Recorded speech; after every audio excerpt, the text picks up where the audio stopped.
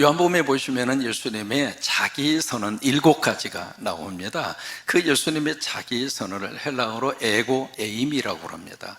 에고라고 하는 것은 나라고 하는 뜻이고요, 에임이라고 하는 것은 무엇이다 그 뜻이에요. 영어로는 I am saying이라고 합니다.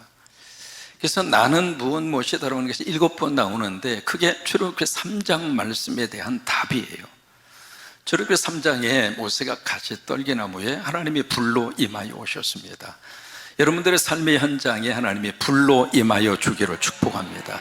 우리 가정에 불로 임하여 주셔서 내 몸에 불로 임하여서 병마가 떠나가게 하시고 걱정과 염려가 예수의 이름으로 태워지게 하시고 우리나라 속에 불로 임하여 주셔서 이 나라를 하나님이 기뻐하는 나라로 이끌어 주시기를 바라고, 그래서 그 가시떨기나무에 불로 하나님이 임하여 왔는데 그때 이 모세는 하나님에게 질문합니다.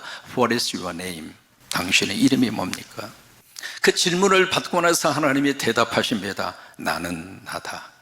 영어로 말하면 I am who I am. 나는 나야. 우리말 성경에서는 나는 스스로 있는 자야 그렇게 번역을 했습니다.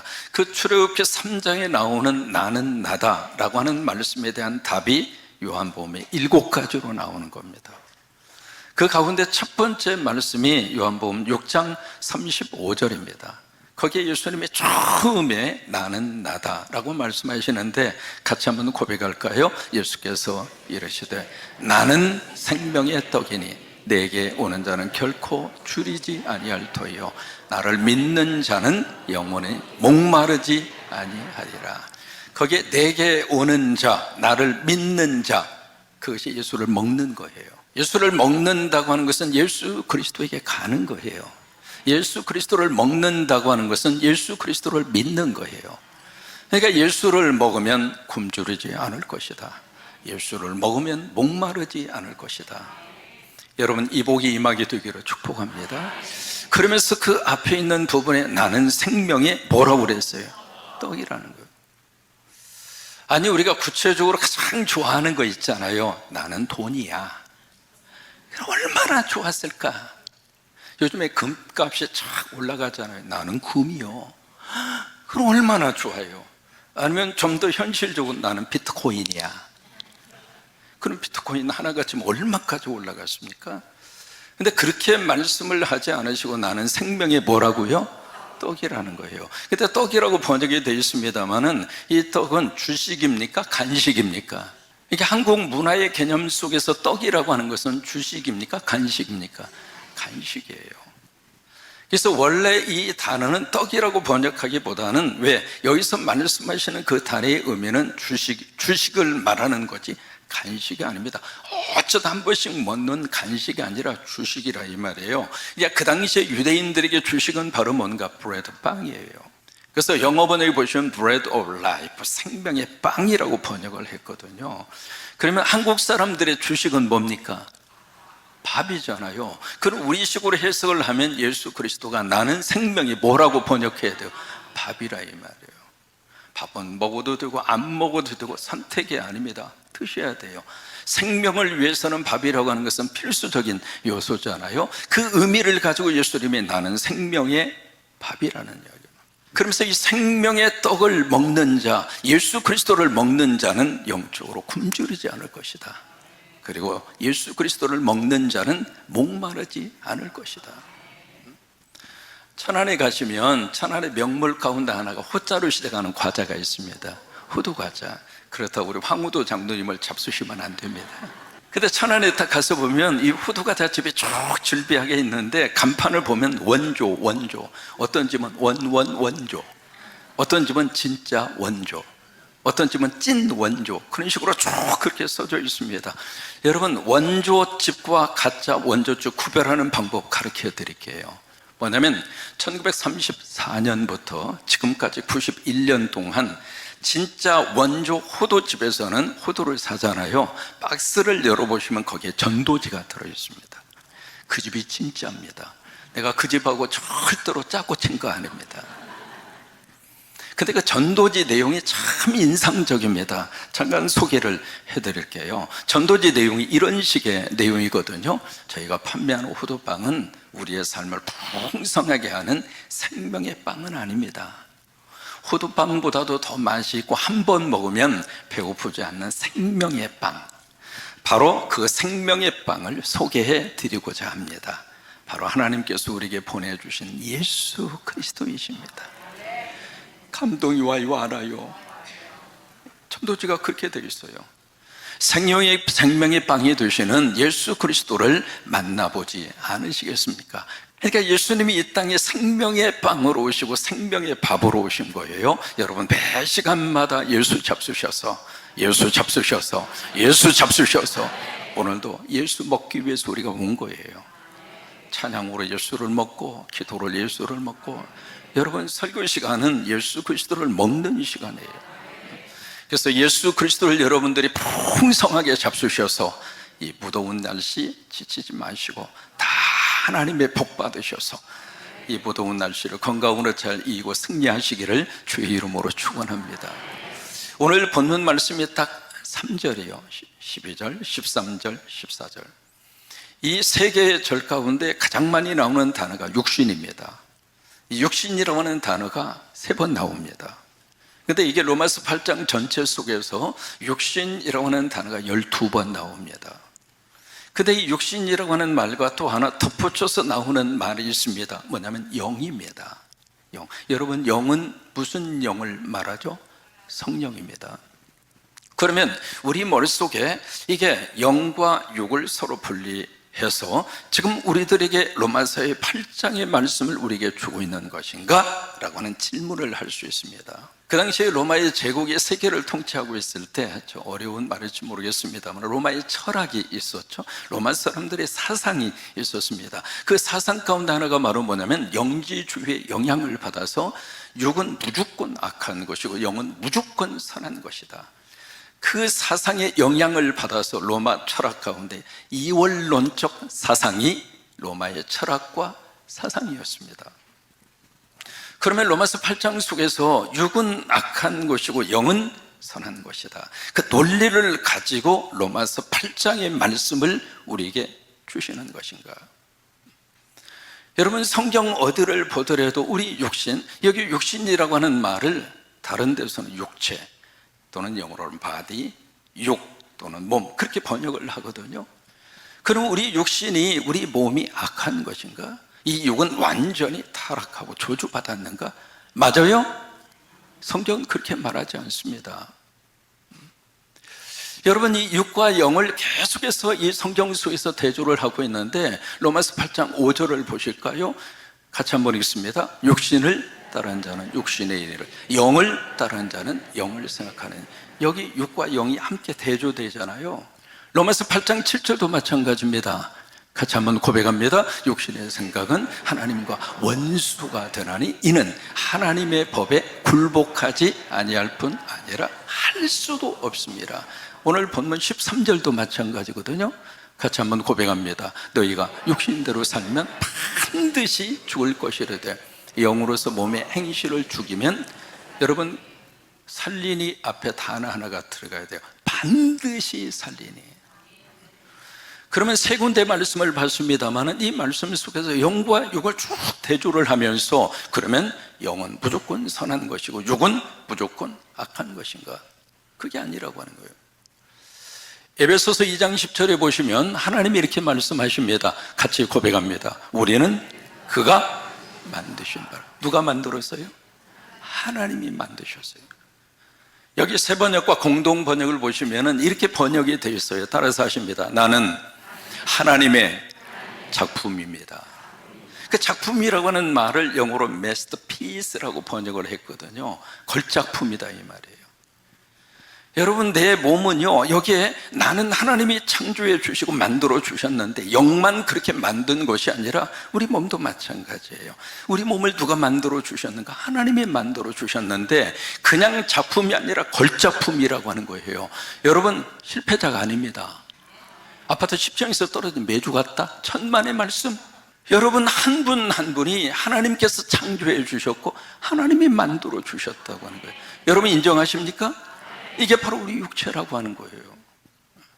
이 거울을 보면서 인상 쓰지 마세요. 하나님 이렇게 잘 만들 수가 있는가? 왜요? 눈이 있는 곳에 두 개 딱 박아주시고, 코가 가운데 딱 차지해서 구멍을 두 개 뽕 뚫어주시고. 여러분 눈이 만약에 저 뒤에 하나 달렸다고 생각해 보세요. 주무실 때 어떡하겠어요?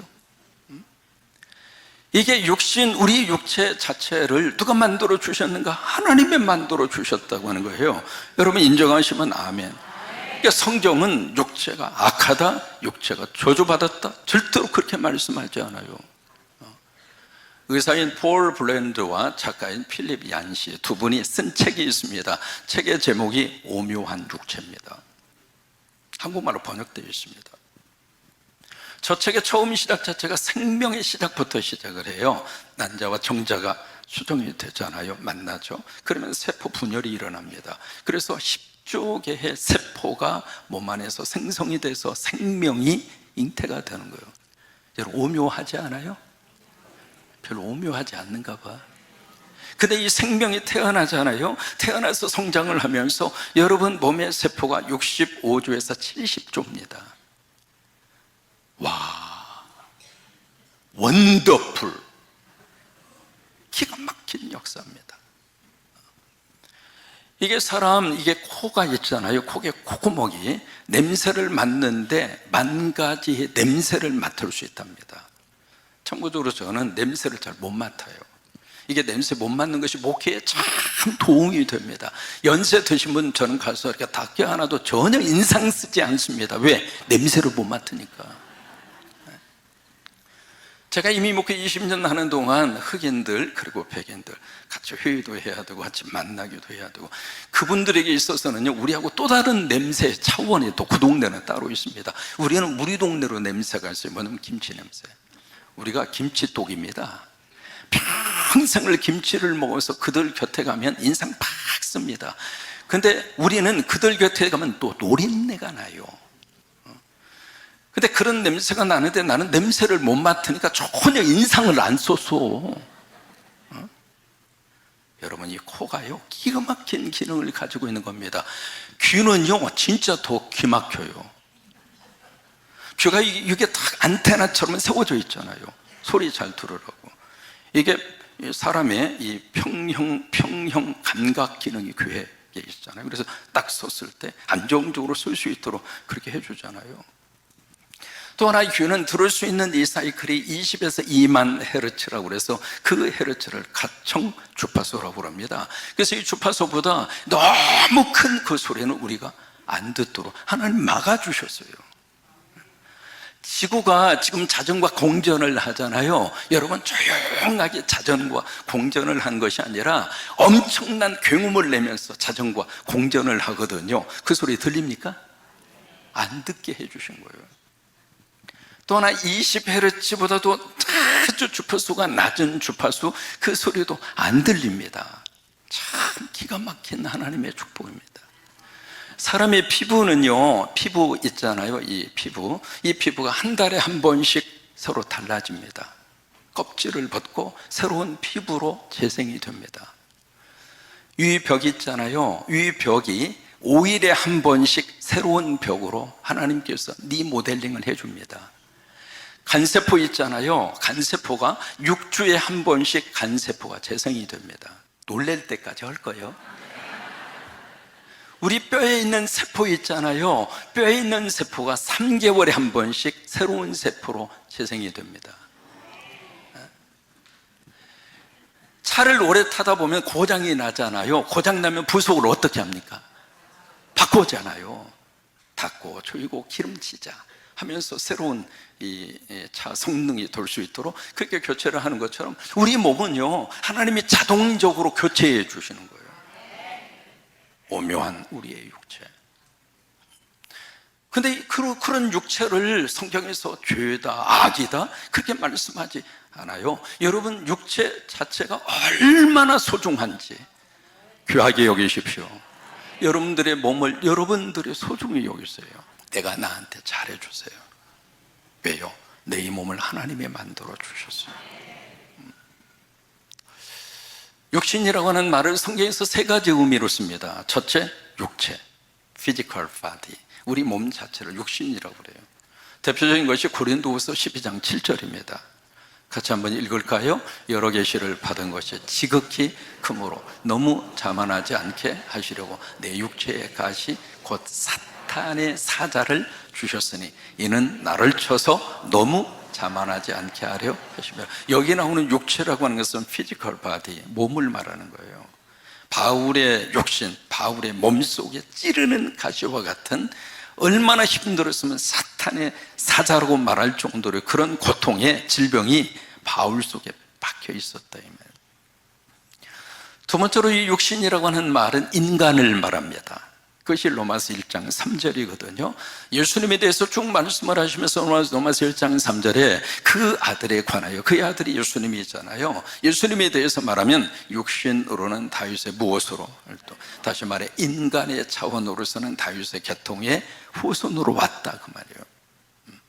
로마서 3장 20절도 마찬가지입니다. 같이 한번 고백합니다. 그러므로 율법의 행위로 그의 앞에 의롭다 하심을 얻을 육체. 여기 육체라고 하는 것은 인간을 말합니다. 세 번째로 이 육신이라고 하는 단어는 어느 때 쓰는가? 이게 예수 먹기 전에 죄의 DNA를 가지고 살았던 옛 사람, 그 사람을 성경에서 육신이라고 그래요. 로마서 7장 5절의 말씀 같이 한번 읽을까요? 시작. 우리가 육신에 있을 때에, 여기서 말하는 육신은 예수 먹기 전에 옛사람이에요. 예수를 전혀 모르고 살던 그때의 육신을 말하는 겁니다. 로마서 8장 7절도 마찬가지입니다. 같이 한번 읽겠습니다. 육신의 생각은 하나님과 원수가 되라니. 여기에 육신도 예수 그리스도를 먹기 전에 옛사람, 신앙생활도 안 하고 교회가 뭔지도 모르고 그때의 우리들의 모습을 육신이라고 하는 거예요. 예수 먹기 전에 옛사람. 그러니까 성경에서 말하는 육신이라고 하는 것은 영과 정반대적 의미에서 육신을 쓰고 있는 것이 아니라 예수 먹기 전에 죄의 본능 속에서 살았던 옛 자아, 그것을 육신이라고 하는 거예요. 그 이해를 가지고 오늘 본문의 말씀 속에 들어가셔야 돼요. 자, 12절의 말씀 같이 한번 주위에서 읽으시기 바랍니다. 12절 시작. 형제, 자매가 들어가야 돼요. 왜냐하면 형제들아, 저 단어 자체가 그 당시에 성도들을 말하는 거예요. 그러면 성도들이면 남자들만 있었습니까? 여자들이 있었잖아요. 지금도 남자가 많아요, 여자가 많아요. 근데 여자 빼고 나면 뭐가 돼요? 그러니까 자매들은 꼭 들어가라고요. 참 이렇게 설명해 주는 목사님이 계셔서 얼마나 여자분들이 어깨가 올라갈 줄 말이죠. 그래서 형제 나오면 자매로 꼭 넣으셔야 돼요. 남자분들이 안 읽더라도 여자분들은 고집스럽게 넣으세요. 시작. 12절 시작. 그러므로 형제 자매들아, 우리가 빚진 자르되 육신에게 져서 육신대로 살 것이 아니니라. 여기에 우리가 누군가? 형제 자매죠. 그 형제 자매는 누군가? 예수 먹은 사람이란 말이에요. 그런 우리가 여기 빚진 자다 그랬어요. 누구에게 빚을 졌는가? 율법에게 빚이 진 거예요. 이 빚졌다고 하는 것은 채무 관계가 형성이 됐다 그 말이거든요. 그 다음에 이 빚이 졌다는 이야기는 어느 한 상대에게 의무감의 관계로 엮여졌다 그 말이에요. 여기에 율법의 빚진 자가 됐다 그 이야기는 바로 뭐예요? 율법은 다로 말하면 육신이거든요. 그 육신은 다로 말하면 예수 먹기 전에 옛 사람, 그 사람은 어떻게 살았는가? 죄 가운데 살았어요. 그래서 죄에 철저히 배워서 죄의 빚진 자가 된 거예요. 그러다 보니까 죄가 하라는 대로 끌려다닌 거예요. 왜? 종이 된 거지. 그래서 우리가 다시 한번 12절에 보시면은 우리가 율법에 빚진 자라 이 말이에요. 율법에 배워서 율법의 종이 되어서 그렇게 우리들이 살게 됐는데, 이제 더 이상 우리가 율법의 빚진 자가 되지 말고, 왜 그럴까? 그 율법의 빚을 예수님이 갚아주셨어요. 뭘로 갚아주셨는가? 십자가로. 그래서 십자가의 죽음을 구속이라고 하는 단어를 그래서 쓰는 거예요. 영어로 리뎀데이션이라고 하는 단어를. 왜냐하면 내가 지불해야 할 그 값을 우리가 뭘로 지불해서 죄에 대한 대가를 해결할 수 있어요? 못하잖아요. 그래서 예수님이 세상 죄를 지고 가는 어린 양으로 오셔서 예수님이 십자가에서 단번에 모든 우리 죄를 다 지불하셔서, 그래서 예수 믿으면 용서받는 거예요. 더 이상 우리는 율법의 빚진 자가 아니라 이 말이에요. 그럼 누구에게 빚진 자인가? 예수님에게 빚진 거예요. 그래서 우리가 예수님을 의지하고 예수님의 은혜 가운데 살고 예수님에게 묶여서 살고, 여러분 예수님에게 묶여 사는 것이 최고의 복이에요. 난 더 이상 죄에 묶이지 않았고 마귀와 사탄에게 묶이지 않았고, 그러니까 더 이상 우리가 육신에게 져서 육신대로, 12절에 보세요, 육신에게 져서 우리가 육신대로 안 산다 이 말이에요. 왜? 더 이상 죄 지은 자가 아니고 빚진 자가 아니니까. 그러면서 13절 말씀으로 이어집니다. 13절 말씀 같이 고백합니다. 너희가 육신대로 살면 반드시 죽는다고 하는 말이 나옵니다. 성경에는 세 가지의 죽음을 말합니다. 첫째, 영적인 죽음. 에덴 동산에서 불순종해서 하나님의 말씀을 거역했죠. 하나님이 와서 불러요. 아담아. 그 선악과 따먹기 전에는 아담아 하면 막 달려가서 아담 품에 안기고 그랬는데, 불순종한 이후에 아담아 하니까 도망가기 바빠. 이게 바로 영적인 죽음이에요. 하나님과의 관계가 끊어진 거예요. 여기서 말씀하시는 죽는다라고 하는 게 그런 의미를 가지고 있습니다. 우리가 육신대로 살면 죄 가운데 살아서 율법의 빚진 자로 계속 죄의 종이 돼서 살면 우리는 하나님과의 관계가 끝난다 이 말이에요. 그런데 영으로서 몸의 행실을 죽이면, 여기 영으로서 몸의 행실을 죽인다고 하는 것이 뭔가? 예수 먹는다 이 말이에요. 우리가 예수를 먹으면 성령이 내 안에 계시잖아요. 성령님이 우리 안에 거하시잖아요. 성령이 내 안에 오셔서, 여기 몸의 행실이라고 하는 것은, 행실은 misdeed, 아주 하나님 앞에 잘못된 행위를 말하는 거예요. 그것을 어떻게 하는가? 성령이 내 안에 오시면 잘못된 그 육신의 죄가 서서히, 그렇다고 한꺼번에 없어지진 않지만, 전에 같으면 빨간불에 쏙 지나가서 당연히 빨간불은 빨리 가라는 신호지 뭐. 그러면서 빨간불에도 팍 지나가고, 노란불에는 그냥 적당히 그냥 가라는 거고, 파란불은 당연히 가는 거고. 그렇게 해서 내가 운전을 했다면 이제는 예수가 내 안에 들어와서 예수를 먹고 성령이 내 안에 오셔서 빨간불에 아니지 서야지. 그래서 잘못된 행실이 어떻게 해요? 사라진다 이 말이에요. 그럼 반드시 살게 될 것이다. 14절입니다.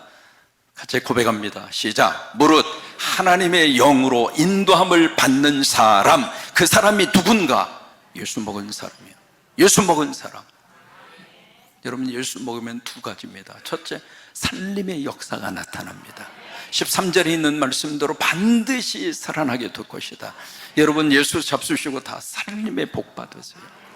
예수 잡수시고 우리 가정이 살아나고 우리 지역이 살아나고, 성광교회 때문에 아프리카 지역에 어린이집을 세우시고 초등학교를 세우시고 중고등학교를 세우셔서 거기 있는 지금 학생들이 600명이 넘습니다. 그 학생들이 앞으로 우간다 지역에 큰 예수의 살림꾼이 돼서 그 나라의 좋은 지도자들을 하나님이 세워주시게 될 것이고, 교회 때문에 또 다른 지역을 하나님이 살리셔서 140개의 살림의 교회를 세우시지 않았습니까? 이게 살림이라 이 말이에요. 여러분 예수님 잡수시고 다 살림의 복 받으세요. 예수 잘 잡수셔서 기업도 살리고 가게도 살리고 직장도 살리고 여러분 가정도 살리고. 왜 아멘을 아니요? 여러분 자신이 먼저 살아나고, 이게 살림의 복입니다. 두 번째, 예수 먹으면 하나님의, 여기 이제 번역이 조금 그래요. 하나님의 아들이라고. 그럼 딸은 어디 갔어요? 이럴 때는 영어 번역을 봐야 돼요. children of God, 하나님의 자녀라고 하는 거예요. 예수 먹으면 우리는 하나님의 자녀입니다. 하나님이 나의 아버지가 되시고 나는 하나님의 자녀가 되고, 그래서 우리가 하나님을 아버지라고 부를 수 있어요.